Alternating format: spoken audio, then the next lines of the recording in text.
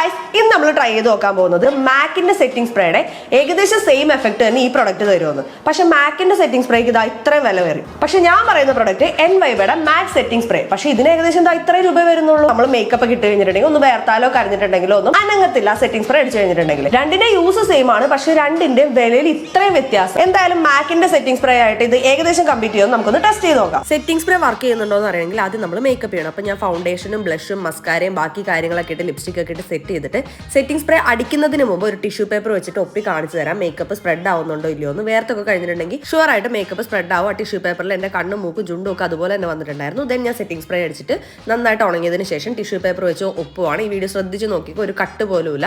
ഞാൻ ഡയറക്റ്റ് ആയിട്ട് നിങ്ങൾ അതേപോലെ തിരിച്ച് കാണിക്കുന്നുണ്ട്. ഒരു തുള്ളി പോലും മേക്കപ്പ് സ്പ്രെഡ് ആയിട്ടില്ല. ഓ മൈ ഗോഡ്, ഞാൻ ഞെട്ടിപ്പോയി. എൻവൈബയുടെ ഈ മാറ്റ് സെറ്റിംഗ് സ്പ്രേ സ്കിൻ നല്ല ഗ്ലോ ആക്കും, സ്മൂത്ത് ആൻഡ് സോഫ്റ്റ് ആക്കും. ഇത് നമുക്ക് ഏകദേശം മാക്കിന്റെ ഒരു ഡ്യൂപ്പായിട്ട് കണക്കാക്കാം. പ്രോഡക്റ്റ് നിങ്ങൾക്ക് ഇഷ്ടപ്പെട്ടെങ്കിൽ ഞാൻ താഴെ ടാഗ് ചെയ്ത് കൊടുത്തിട്ടുണ്ട്. Check it out.